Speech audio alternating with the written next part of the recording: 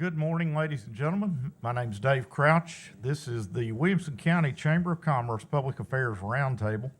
We're honored this morning to have with us the Commissioner of our Department of Transportation, Mr. John Schroer, and he's our special guest today, and we're most glad to have you with us this morning, John. Our regular guest, Senator Jack Johnson, Representative Charles Sargent, Representative Jeremy Durham, and Representative Glen Casada here with me, and many distinguished guests in the audience this morning, and we appreciate all of you being here. We're going to start this morning with a moment of silence. Representative Lois DeBerry passed away yesterday from Memphis, very close colleague of our representatives here with us, and we just want to start with a moment of silence to honor her and her contribution to the state of Tennessee. And Charles, if you would conclude that with a moment of prayer. As you know, Lois DeBerry was the deputy speaker for probably one of the longest serving deputy speakers in the country. And she served very well, and she was very interested in something we're interested here in education. So she was a very forefront on the education for children. And with those brief remarks, I'd like to offer a moment of silence. Please join me.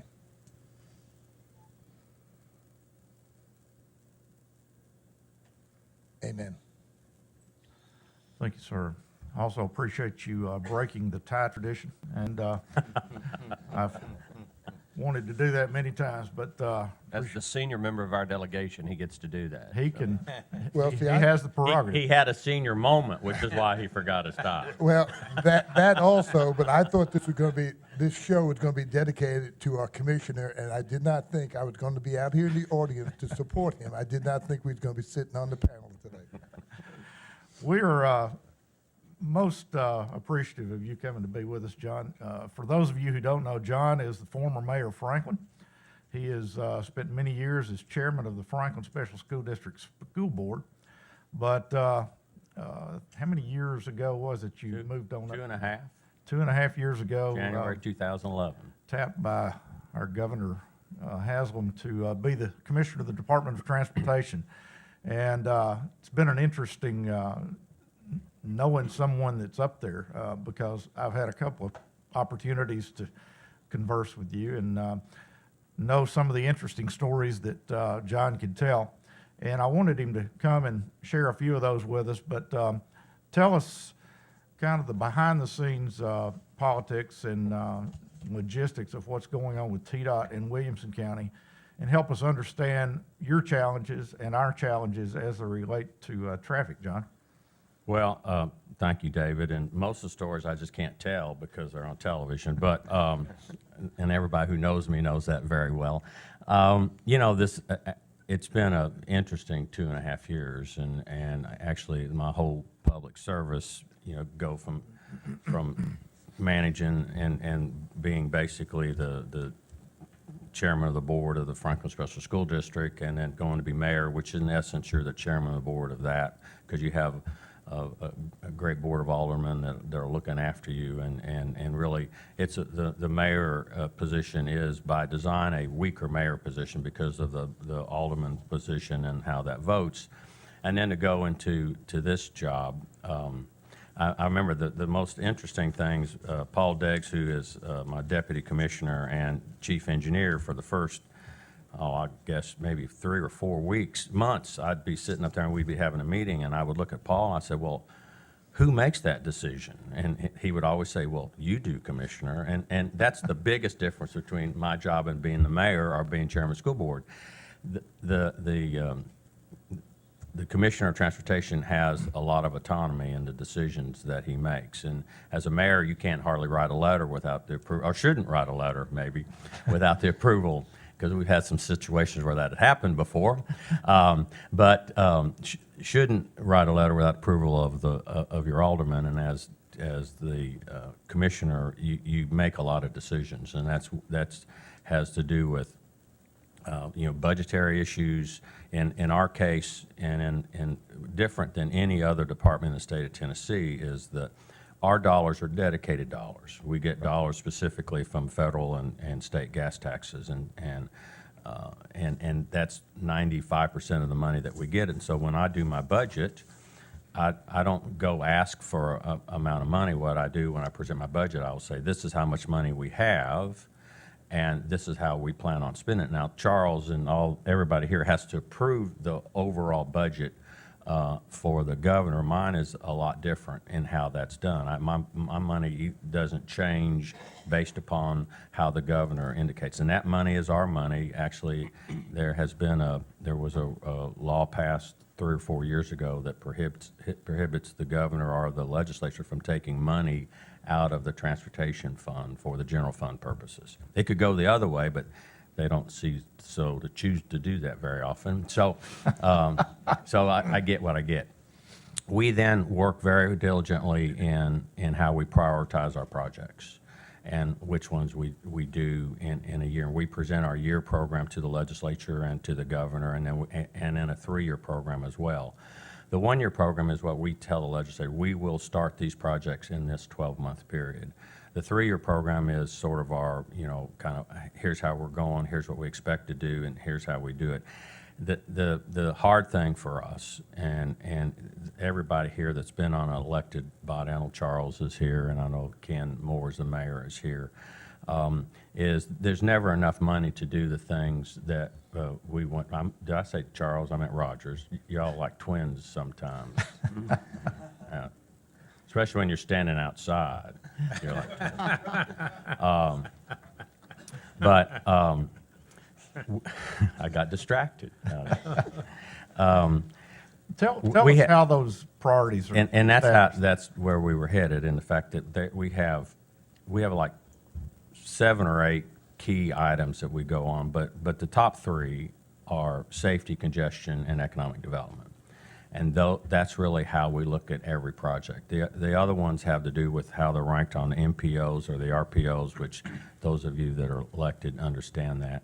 What's an MPO? MPO is a Metropolitan Planning Organization that everyone, both mayors here are members of, and it's around Nashville. There are 11 MPOs around some of the major cities. They are funded by the Federal Highway Administration, and their job is to look at transportation in their areas, and then we ask them to rank their projects, and we throw that into our ranking on how we do things. But and their rankings are very important on how we look at projects. In fact, if any of these 4 gentlemen want to have a project built in their district or in our district, they have to go to an MPO first in order to get it approved. It has to be on the MPO tip list in order for us to even consider a project. So, really? And that's across the state. So we just don't hand pick them out. They have to come through an MPO and an RPO, which is a regional, a rural planning operation or district. And so it's sort of a little bit of a checks and balances, if you would. If we have a project that no one's interested in, we have to take it to the MPO and get it on their approval plan as well. Now, is that a law or a rule? It's a federal highway requirement. Okay. Yes. Okay. Now, in Williamson County specifically, where do we start? Well, I'll tell you, I have more going on in Williamson County than any other county, just so y'all know, and you all can verify that. And just for the record, Hillsborough Road is not mine. It is the city of Franklin's, and I want them to take full credit for Hillsborough Road. Where'd Ken go? Is he still back there? Ken, there you go. All right. There you go. I just want to make sure people get credit for what they're doing. That's all I really care about. We'll give him the floor to take that credit here. And I drive that road every single morning, so I understand it well.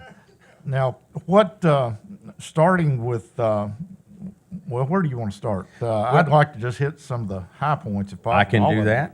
We can. We've got a map that we can look at. We've passed out a map to most of the people, and they tell us not to do that before you start talking. You're not supposed to pass out paper because they quit listening to you and start looking at the paper. I don't think that's the case this morning. But I can assure you that if you look at the Williamson County map and then you go to, other than maybe Memphis, which has more projects than they have people, this is a very busy county for us, but it's also, again, always in the top two on the growth factor, and always always one in economic development as far as the recruitment of businesses, especially in the Cool Springs area and others. This is an important county to the governor. Obviously, it's a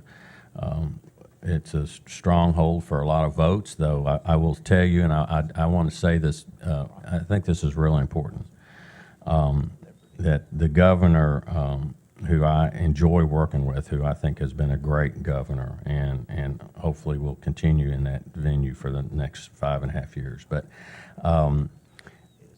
has not one time ever called me and asked me to build a road or do something in an area that would help him politically. And I think that says a lot about the quality of the way he governs and what he wants to do, and that he understands that roads should not be political and that they should be based upon the needs of what goes on. And I tell people a lot of times, since safety is our number one concern, which it is by far, that I've never seen an R or D on a casket before, which means we have got to be, we can't take that in consideration. We're really worried about the lives, and really when you boil down to what we do, safety in our mind is probably 80% of what we do for roads. Because when we still have people dying on our highways, I mean, we had a horrible weekend this weekend in roads. I think we had 7 or 8 fatalities just this weekend. I had 35 or 40 emails from midnight Friday night to 10 o'clock Saturday morning. And so don't know why. It's been a bad month, actually. I don't know if it's summertime. We were doing really, really well with fatalities. We were about 55, 56 below last year. And this was a horrible, horrible time. So we are trying to focus as much as we can on keeping Tennesseans and people who are passing through Tennessee alive while they're on our roads. Great. Let's focus on some of the specific projects in our county, John. Personally, I'd prefer to start on the southeast quadrant of McHatcher because that's my pet peeve, but I see that one's not even highlighted on this map. It's because you drive on it every day. Great. Should have known. Figured we didn't. Shouldn't have told you, but I know where you live. I think probably the one at the top of most people's list in Franklin these days is the northwest quadrant of McHatcher. We see the construction going on between Franklin Road and 96, and we're grateful for that. What is the problem with getting the northwest quadrant of McHatcher going? Well, let's talk a little bit about McHatcher in general, maybe, and then we'll get to that if that's okay. I know the northeast side is under construction and moving along very well. We just switched sides, so most of you all have noticed that, and I know everybody hates going through that intersection, or all those intersections, and it's really confusing here the last week because we switched sides, but you've got to do that in order to get the road going. But it is an important part, one of the heaviest traveled sections of McHatcher, actually the heaviest traveled section of McHatcher, and we needed to get that area over to Cool Springs Boulevard 4-laned, and so it makes a big difference. On the section that you talked about, I know Ann Peterson actually suggested at some point in time that maybe the city do that. We'll be glad for the city to do that. So those of you all are out there, we have no problem with the city expanding the state highway. We're happy if that were to happen. It is, all the right-of-way's been built. Been bought, and so it's there. And it's a issue that we can. It's a project that we can look at, but currently it just doesn't rise to the occasion of building it at this moment, or expanding it to 4 lanes.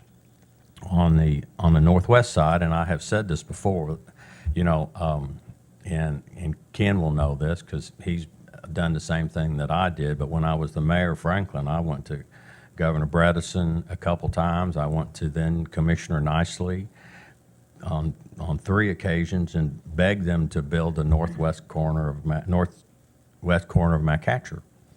How important that road was, how critical it was for Franklin. And then I got another job. And I had to look at things in a bigger, broader scale. And just for some historical information, we currently have a $10 billion backlog in projects.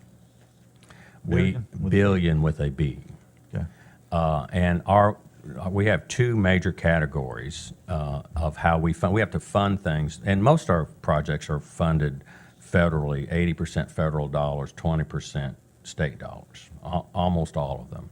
We have to maintain all of our roads with state dollars outside of interstates. There's federal dollars for interstate, but outside interstates, all roads are maintained that are state roads, maintained by state dollars. But in new construction, almost all of our projects, probably 85 or 90% of our projects, are funded 80% federal, 20% state. But real quickly, there's 2 categories. One is our NHPP category, which is our National Highway Program. That's interstates and national and federal roads. And then there's STP, which is our local programming and Surface Transportation Plan. And so those are all the state highways. And this year, when MAP 21, which is how we get funded from the federal highway, when they passed MAP 21, they took a whole lot of money out of STP and put it into the federal highway program. Is that And good or bad that's for us? bad for us. Okay, thank you. So right now, they took almost $100 million away from our STP program. McCatcher's an STP road, okay? It is not an NHPP road. I got all these things going. But we went from about $280 million to about $180 million with STP funding. I have a $4 billion backlog in STP roads. So I have to look at those $4 billion worth of projects. I have to look at my $180 million worth of money, and I say, okay, which ones do I need to build? And we go down our priorities: safety, congestion, and economic development. And to be real honest, and I know I can get some argument on that, right now, the northwest section of McCatcher doesn't fit those 3 criteria as compared to the other roads across the state. People, Congestion doesn't. it really doesn't. It's not ranked. It's not a level of service F yet. We've got lots of LOF Fs on our books. But the big concern, again, is safety. We've got roads all over our state that are not safe and that people are dying on every day. We had lots this weekend that we are trying hard to take a narrow 2-lane road and make it into at least a Super 2, which would be 11-foot lane with 12-foot shoulders. But when you have deaths on the highway, that's really jumps to the top of our level. And to be real honest, I don't know if there's ever been a fatality on new Highway 96 or Hillsborough Road that I'm aware of. And so that doesn't really fit that thing. So it doesn't rise to the occasion. And when I'm talking to people from other areas and people say we've had 10 fatalities on that road this year, it would be hard for me to say, well, that's okay, but I've got to put $80 million into McCatcher. It just doesn't make sense. 80 million? 80 million into McCatcher. Just to do that one section. Yes, sir. Because it's almost all bridge, and those are expensive. And the current project, just taking the 2 lanes that we're doing right now, is a $28 million project in and of itself with one bridge. Now, I may be wrong, but when there was a Democratic governor in office, and in addition to that, correct me if I'm wrong, gentlemen, but I think Jim Tracy was chairman of the Senate Transportation Committee. Still is. Mm-hmm. It just seemed like Rutherford County got an awful lot of interchanges, maybe an unfair share of state dollars going to roads over there. And now that we have a Republican governor, shouldn't we get an unfair share in Williamson County? You really asked that question? I ask it. I don't like elephants in the room, so, So my answer to that is no, you shouldn't.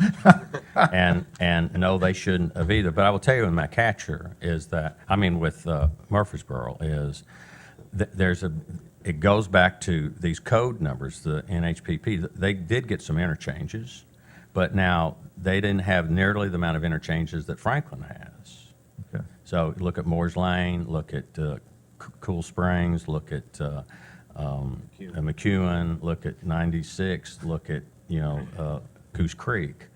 That's more than what Murfreesboro has, and then look at the growth that Murfreesboro has, and also know McEwen got built in like a year and a half, and so when the things came on, I would hazard to guess that probably more money was spent in Williamson County in that same period than was Murfreesboro. It just looks that way. But I will go on and answer your question before is we don't look at Rs and Ds. Yeah. The governor doesn't want me to. I don't want to. I want to build what's right for the state of Tennessee regardless of what their party is. Well, And sitting amongst a bunch of Republicans, that may not be popular, but it is what it is. Well, I will go ahead and say that a lot of money was spent on 840 during that period Really? of time in Williamson County. Maybe a little more than was spent in Rutherford. $750 million, 26 years to build it. I think, we just were rocking right along on that one. Just want to give you an opportunity to explain that.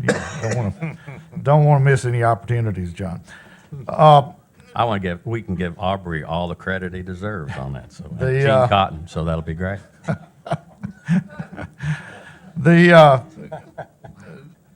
Kind of go through top to bottom the most expensive projects going in our county now and hit each one of them just briefly, if you will. Okay, and yeah, tell I'd be us- glad tell us to. what's happening. We just finished the widening of 96, or from 65 from 96 to Goose Creek. We're getting ready to start from there and go to 840. It was supposed to be bid a couple of weeks ago, but we had some issues on right-of-way, and it's moved back to our September letting. And that includes the widening down to 840 and the full interchange at Goose Creek, which I'm going to warn everybody, it's going to be a disaster, just so you all know. If you think what's bad now is bad, wait till that happens. That interchange is going to go from 2 lanes, or the bridge over the interstate will go from 2 lanes to 7 lanes, and it will be raised 10 feet. So, which means it's a whole new structure, and we also have to keep traffic going, and there's going to be a period of time, I think, that it may be shut down, but not for long. And so there'll be a lot of orange barrels out there. Good. The other thing that you all won't notice, which is also a very expensive project, is we are taking what we call our ITS system, our Intelligent Transportation System, which is cameras and speed detectors and stuff that will go all the way from 840 through to Nashville. Right now, it starts basically just barely south of Old Hickory Boulevard. And that is not noticeable to most everybody, but it will then go to our traffic management system, and so we will have cameras on all of those roads. We'll have speed detectors on those roads, which will help significantly. We also will expand our help truck operators to those roads as well. If you notice, the bright green help trucks that you see when you go into Nashville don't come to Williamson County, and the reason being is we don't have eyes there. We can't see what goes on, and so that's going to be expanded when the ITS system gets expanded. So that's happening right now. So that's over $100 million worth of work, quite frankly. So those are our 2 most expensive projects, and David, is it 40-something million dollars for the next section? Do you remember the 65 section? You remember what our estimate is on that? A little bit more than that? Okay. So that's a lot of dollars being spent right there, probably $170-180 million total next year. Just on I-65. Just on I-65. And then, if you plan if you talk about McCatcher, that's $80 million. The current McCatcher is $26 million. And know that my whole discretionary dollar spending a year is about $500 million a year. That's about all I get for discretionary spending. As long as we get 100 of that. Sure, that's fine. We'll be happy, but I see some red lines, some green lines up in Brentwood. What's going on with Well, the Franklin Green Road? Line's Concord Road, that's an expansion project going on there, which has been needed. Also, at the interchange of Concord Road and I-65, we're doing a widening of the off-ramp. Those of you that come from Nashville know that it backs up a whole lot there.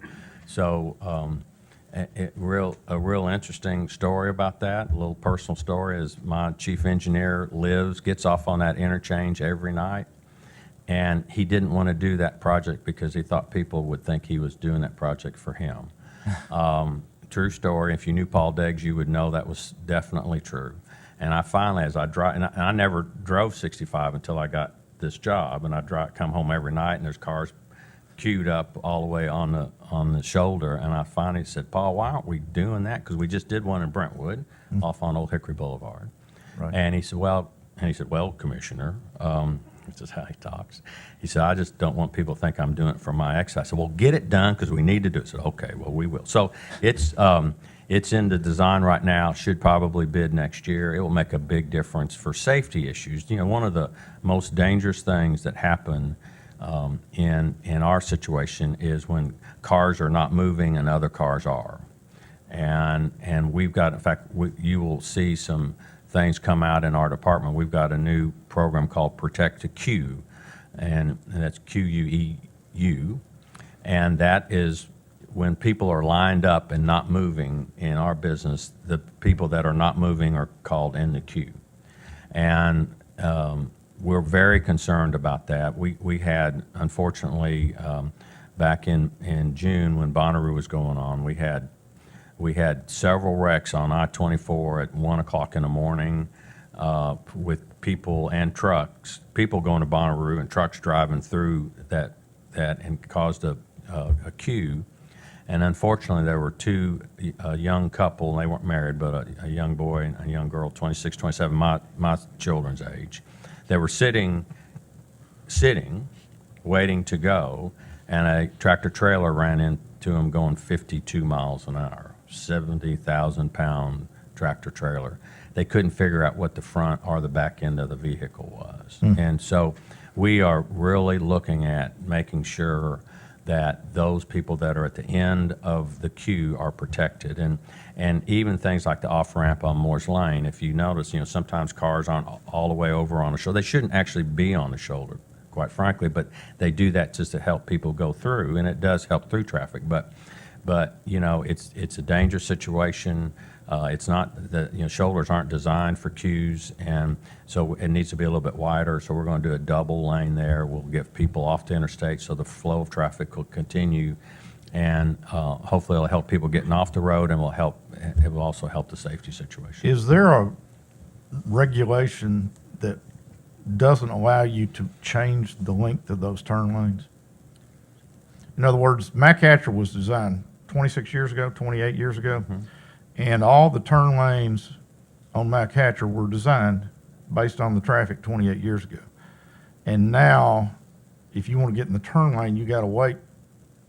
Now, we can change it if there's significant width in the road and we've got capacity. We can stripe it however we think is appropriate. We have, look, I cannot tell you how many smart people there are in my department. I mean, it's unbelievable, and me included. Just asking.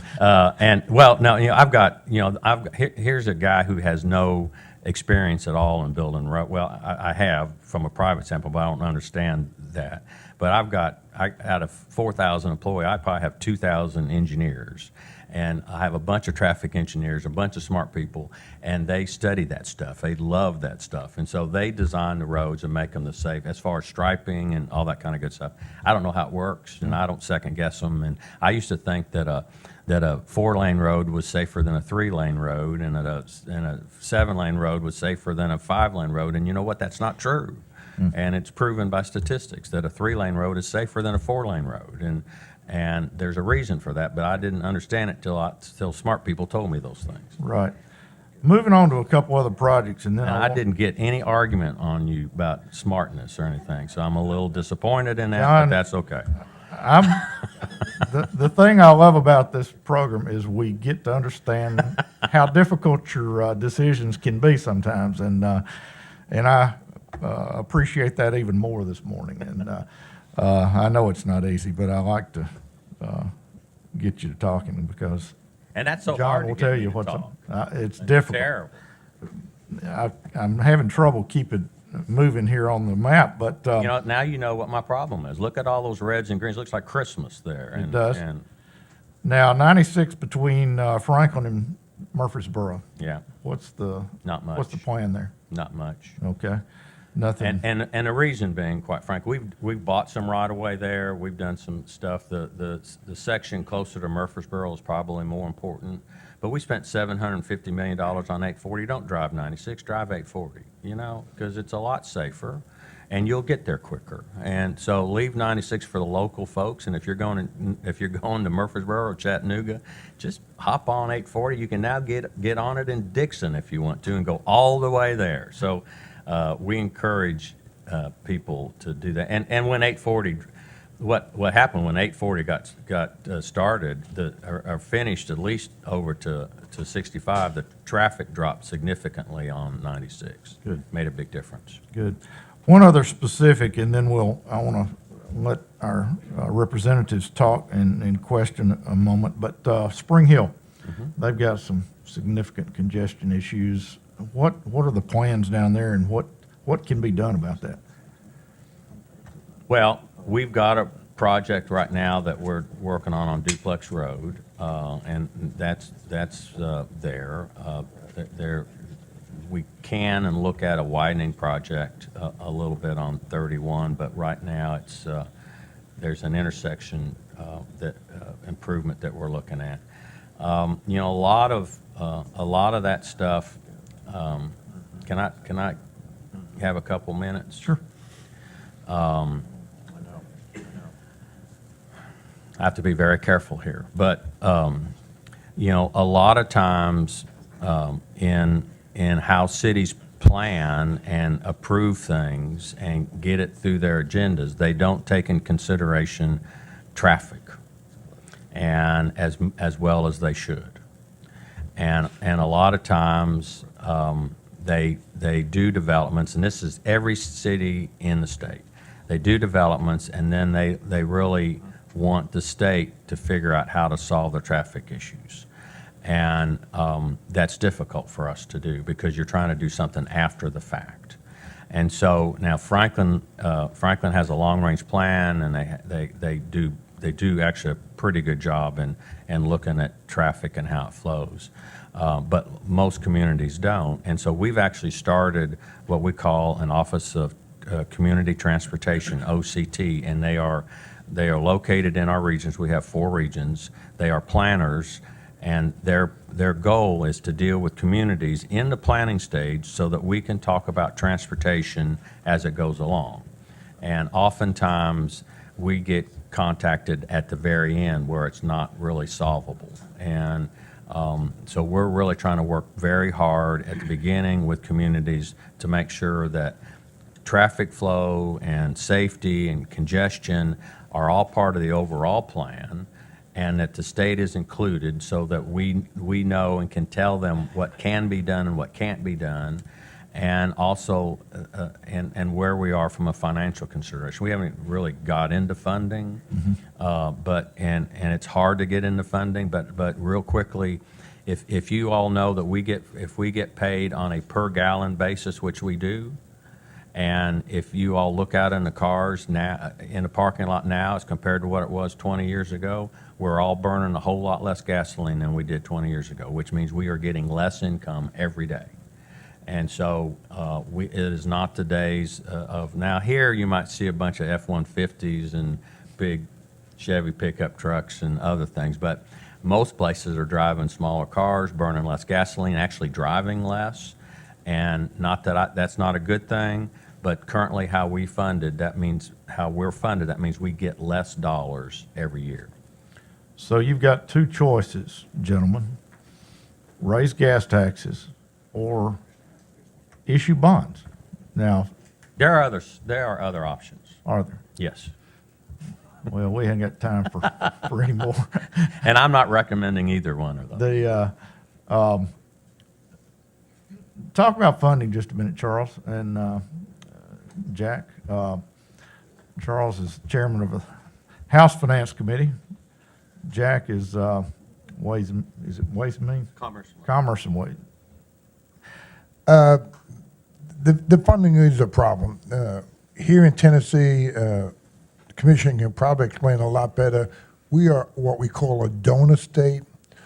Our federal tax money that we send back to Washington, we only get 92% of that money back, which is a substantial dollar amount. And a lot of the money, cities like New York, Chicago, where they have mass transit and everything of that nature, they're getting some of our tax dollars. This is on the federal. It has nothing to do with state. But John has to live on the federal money he receives. And like I said, we get 92% of the dollars back. We will not bond the road. We are very fortunate here in Tennessee. We have never done that, and we probably in the future will never do it.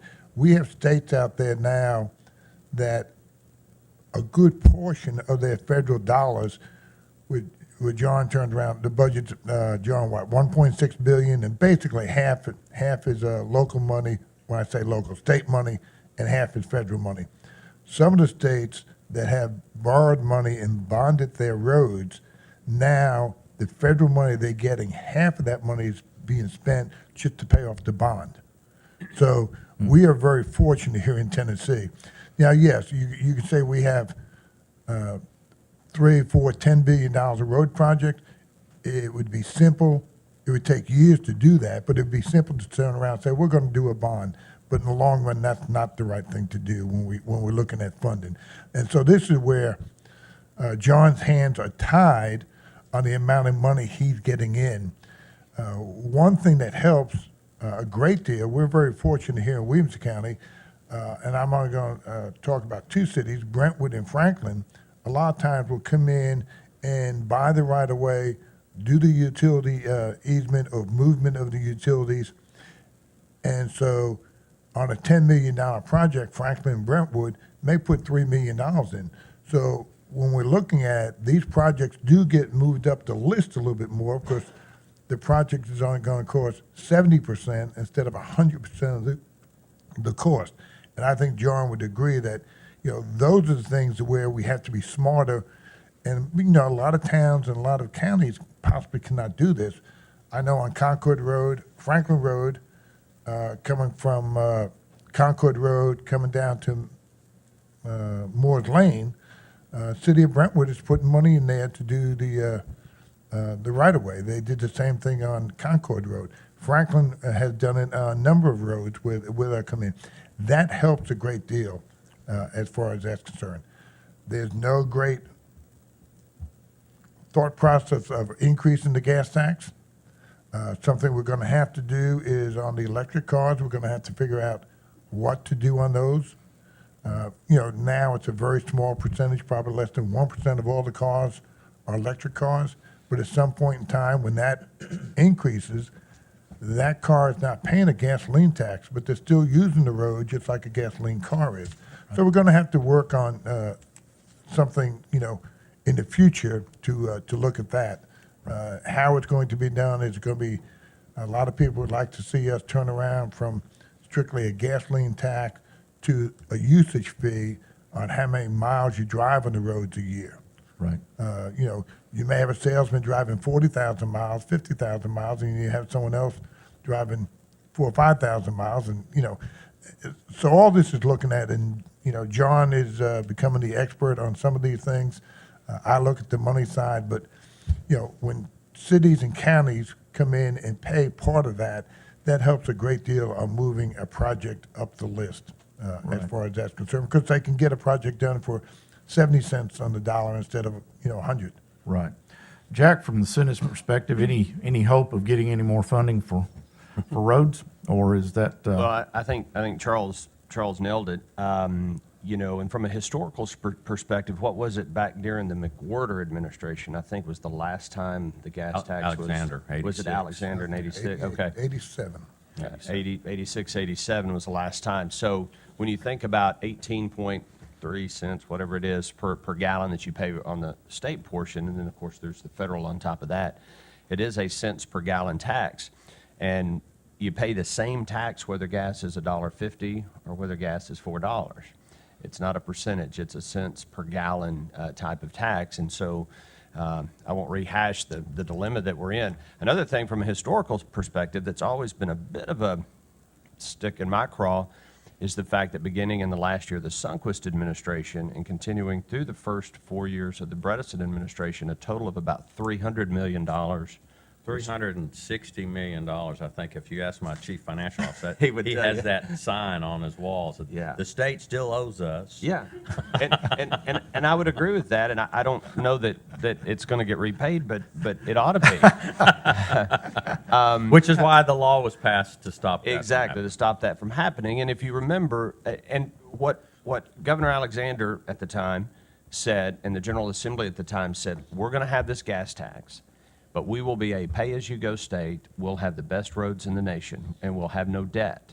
And that worked. And Tennessee does have, best roads in the nation. Among the best roads in the nation, we're consistently ranked up at the top of all states.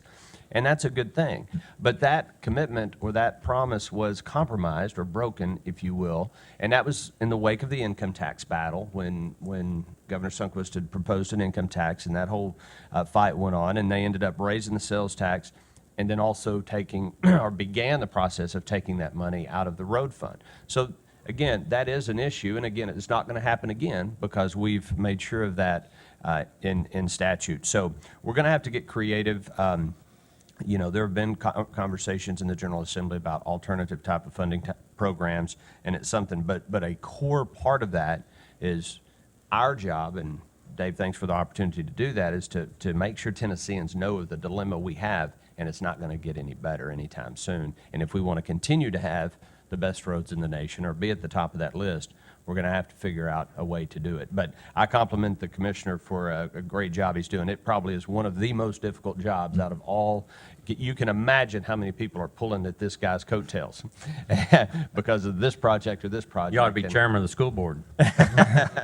Well, just multiply that by, many-fold, because you got about 6.5 million people now that are interested in, because roads affect all of us. And we are all fiscal conservatives here, but we would all tell you that this is a legitimate function of government, and it is something that government does. Whether you're liberal or conservative, we all agree that we want to have good infrastructure, good roads. It's important for economic development. It's important for safety and so forth.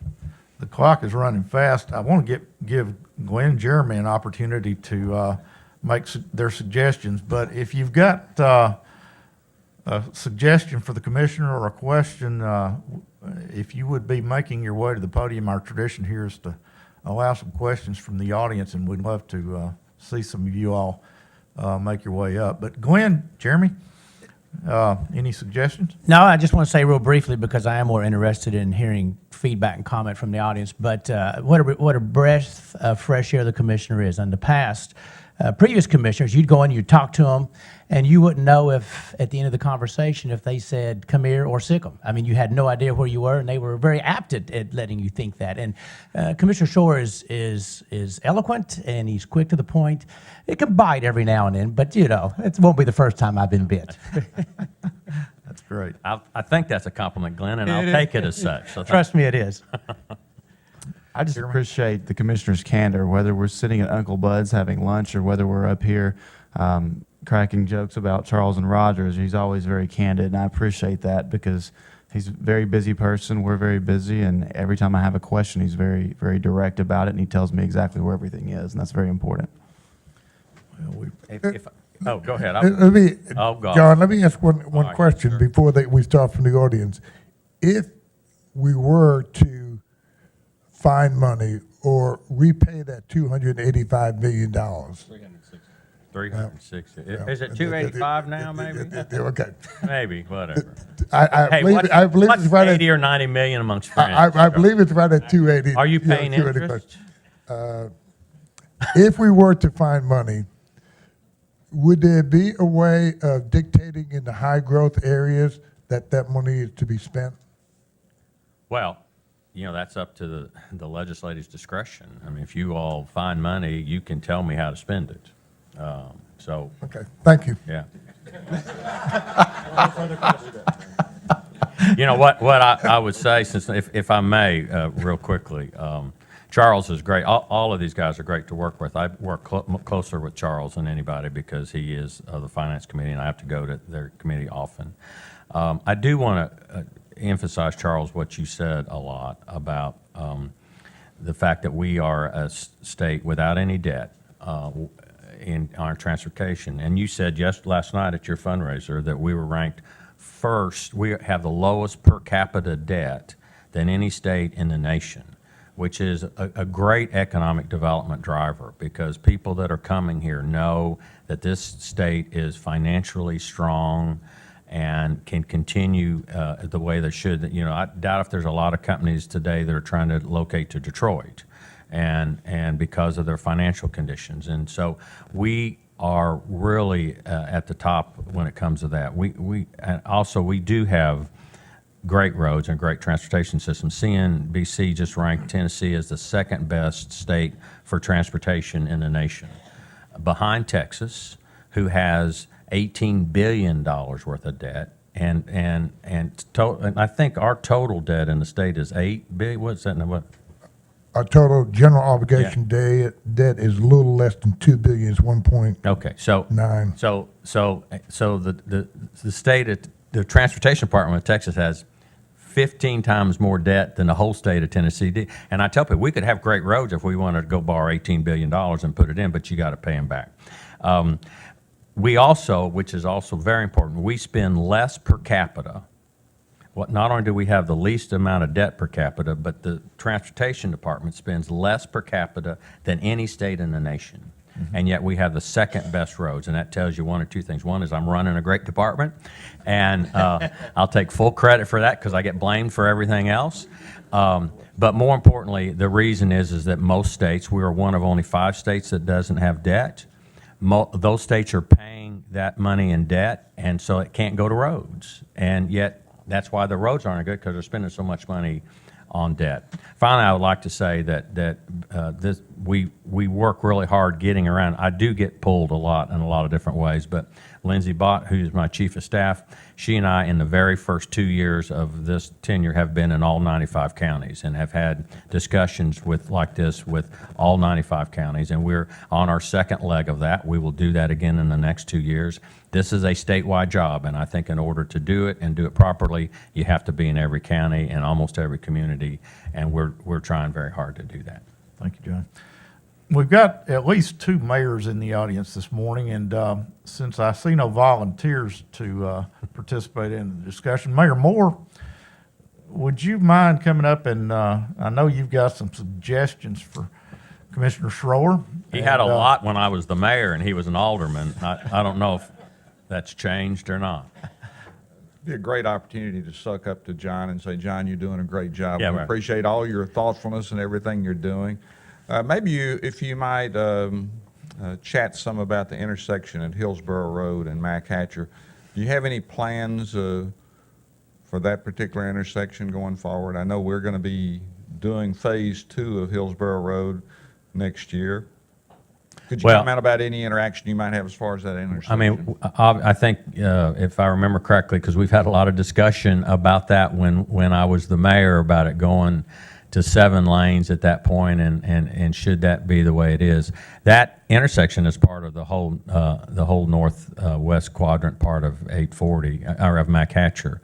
If that interchange gets to the point where it needs additional work before we do Mac Hatcher, certainly that's something we will look at. I will tell you, and I didn't get to tell you this, we are trying hard to get Mac Hatcher on the NHPP list, and so that it becomes a national highway, not just a state highway. And if that happens, then we will have a greater opportunity of getting that road built quicker, because we have less projects in our NHPP side than we do in our SDP side. But that is just the direction that the federal government is trying to take. I will tell you, you're going to read a whole lot about this in the next 14 months.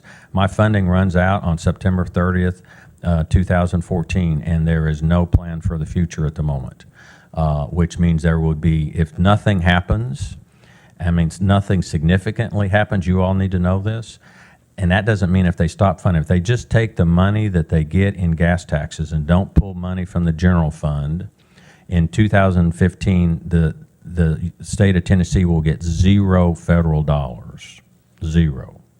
So there's a lot of work that has to be done between now and September 3rd, 2014 in the federal government. How excited and how comfortable do we feel that that's going to happen? Charles? John, let me follow up on what you're saying. Hello? Give him your mic.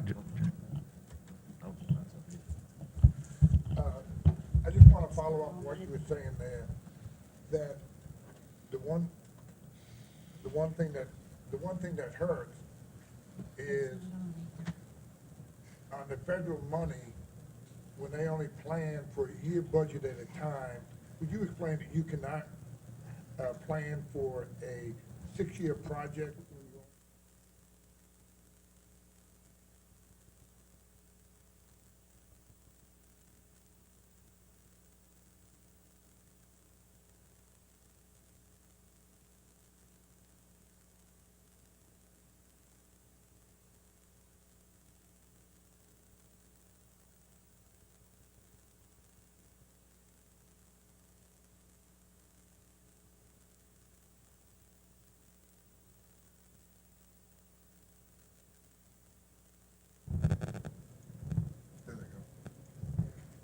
There, hello, we're here. I didn't do it. I'm innocent. Promise. Charles asked me about funding, and that we, on a national level, right now, the federal government likes to have a 5 or 6 year funding plan so that we can do planning and that we understand exactly what can happen, and we can talk to communities and know that for the next 6 years, we're going to get X amount of dollars. For the last, ever since I've been commissioner, we have been on a 6-month funding curve up until last year when they passed MAP 21, and that gave me 2 years. But 2 years still is not enough to do. I mean, unfortunately, it takes us about 10 years to build a road.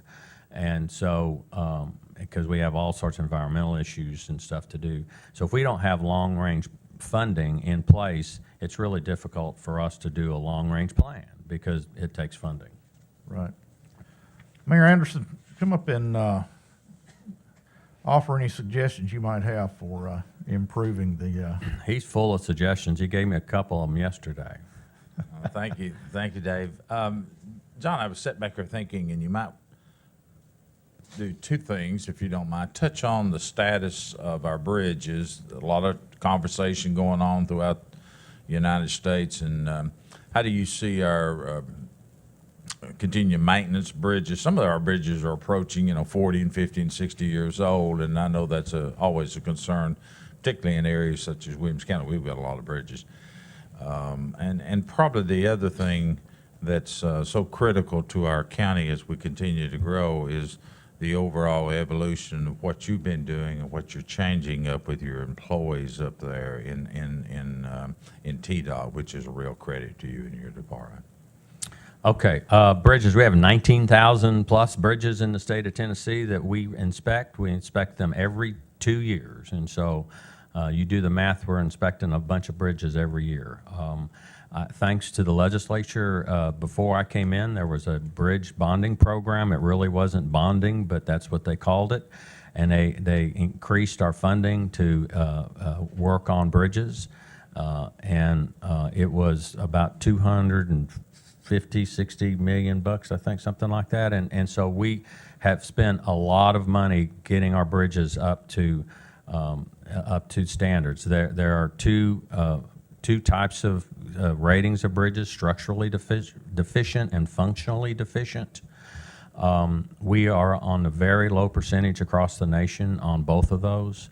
The structurally deficient are those that have to be waitlisted. So if you see a bridge that was built for something and it says it can only be 8 tons or 6 tons or whatever it might be, that's a bridge that is classified structurally deficient, but it's safe for what we post it for. So it is, we're in really good shape. We have some bridges to do, but we're I think we're we're better than most states, quite frankly. And as far as the TDOT, I will tell you that the governor asked me when I took over this job to run it like my own business, and he basically handed me the keys to TDOT and said, "Have at it." And I have been blessed to work with a governor that is a hands-off person, and so we have gone through and are going through some systemic changes in TDOT on making sure that we're efficient. You know, I am a guy who has run his own business for 30 years, and what I do know, when you run your own business, those of you that do, you get paid by what's left in the checkbook when you're done. That's how you get paid. So the less you spend in costs, the more you get in your back pocket, and that's how we're trying to run TDOT. And the good thing about that is if I have more money left than I did before, I just get to build more roads, and that's what we're trying to do. And so we have merged some departments. We are looking at all sorts of ways to reduce our expenses. Some of it's controversial, but at the end of the day, it is to try to make this state more entrepreneurial. The governor's wants to make sure the state of Tennessee is the most effectively run state in the nation. I want to make sure that TDOT is the best run department in the nation, and we're working hard to get that done. And all that means is we've got more money to put on roads, and I think that's my goal in my job. One thing we really haven't talked much about, you mentioned in the bridge instance that there's a lot of maintenance to do, but in Williamson County, for example, or the typical county, how much of the money that you have to spend gets spent on maintenance versus new construction? I don't have it on a per county basis, but we spend about $350 million a year on maintenance across the state, which is why our roads, and if you think about this, if we have the best roads in the state, in the nation, it means that we're spending a lot of money on maintenance. It's not the new capacity stuff that they're looking at. It's the stuff that's already here. And we're innovative in types of pavement.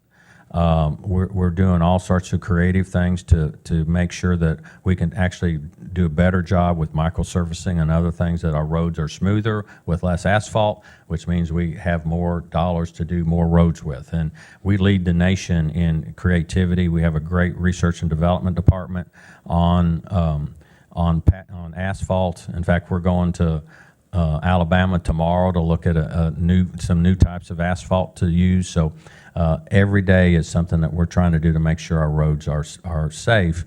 And the maintenance dollars has stayed consistent. We have not backed off any of our maintenance dollars. And we are a fix-it-first department. In other words, we will fix everything we have and maintain everything we have to our quality standards before we build one new road. Really appreciate your being with us, John, this morning. As we find out over and over again when we visit with our public officials, job's not as easy as it looks from the recliner back home. And we appreciate the challenges you have, and just appreciate you coming and kind of helping us understand all that this morning. We're near the end of our time this morning. I want to mention that our next Public Affairs Roundtable will be August 26th. Our special guest is going to be Congressman Marsha Blackburn, and I think that will be an interesting discussion, and I hope you all will be there to help us carry that conversation along. Very much appreciate all of John's staff being here with us this morning. Wish we had a camera to catch them. They're a pretty group, aren't they? They're a distinguished group, and Well, as Lindsay Botts, who's my chief of staff, says, it takes a village, and so and those of you all that know me realize that that's probably true. now David Leahy, I think, is the man that I've been told we need to. He's the guy. He's the guy we need to curry his favor as much as possible. He is our regional director, and we appreciate all the work you all do for us. Thank you very much, and we will look forward to having everyone back on the August 26th. Thank you very much.